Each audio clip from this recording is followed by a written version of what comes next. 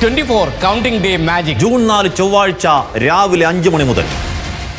AKG centre ആക്രമണ കേസിൽ youth Congress പ്രാദേശിക നേതാക്കളെ പ്രതികളാക്കി കുറ്റപത്രം സമർപ്പിച്ചു. KPC ഓഫീസിന് നേർക്കുണ്ടായ DYFI പ്രതിഷേധത്തിന്റെ വൈരാഗ്യത്തിലാണ് AKG സെന്ററിന് നേർക്ക് ബോംബ് എറിഞ്ഞതെന്ന് ക്രൈംബ്രാഞ്ച് കുറ്റപത്രത്തിൽ പറയുന്നു. ആക്രമണത്തിന് നിർദ്ദേശം നൽകിയ യൂത്ത് കോൺഗ്രസ് മുൻ ജില്ലാ സെക്രട്ടറി സുഹൈൽ ഷാജഹാൻ ഉൾപ്പെടെ 2 പ്രതികളെ പിടികൂടിയിട്ടില്ല. AKG സെന്ററിന് നേരെ ബോംബേറുണ്ടായി 22 മാസങ്ങൾ പിന്നിട്ടപ്പോഴാണ് ക്രൈംബ്രാഞ്ച് കുറ്റപത്രം നൽകിയത്.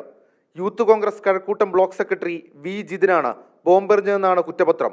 ജിതിന് സ്കൂട്ടർ എത്തിച്ച് നൽകിയതും ആക്രമണശേഷം തിരികെ കൊണ്ടുപോയതും കഴിഞ്ഞ കോർപ്പറേഷൻ തെരഞ്ഞെടുപ്പിൽ UDF സ്ഥാനാർത്ഥിയായിരുന്ന T നവ്യയാണെന്നും കുറ്റപത്രത്തിൽ പറയുന്നു. ഈ 2 പേർക്കെതിരെയുള്ള 1ാം ഘട്ട കുറ്റപത്രമാണ് നൽകിയിരിക്കുന്നത്.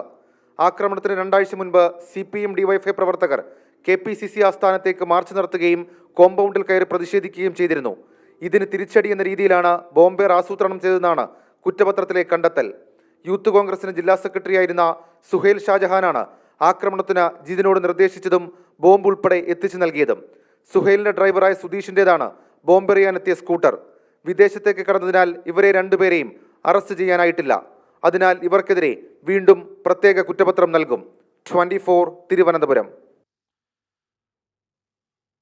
അതാ ഒരു പ്രേക്ഷകൻ ചോദിക്കുന്നുണ്ട്, തോമസ് കുട്ടി ഉമ്മൻ ആ മെമ്മറി കാർഡ് എന്തായിരുന്നു? മെമ്മറി കാർഡ് എന്താ ആർക്കും അറിഞ്ഞുകൂടെ? അന്വേഷിച്ചുകൊണ്ടിരിക്കുകയാണ് എവിടെയാണ്. വിധി ദിനത്തിൽ 24 മാജിക് ജൂൺ 4 ചൊവ്വാഴ്ച രാവിലെ 5 മണി മുതൽ 24-ൽ.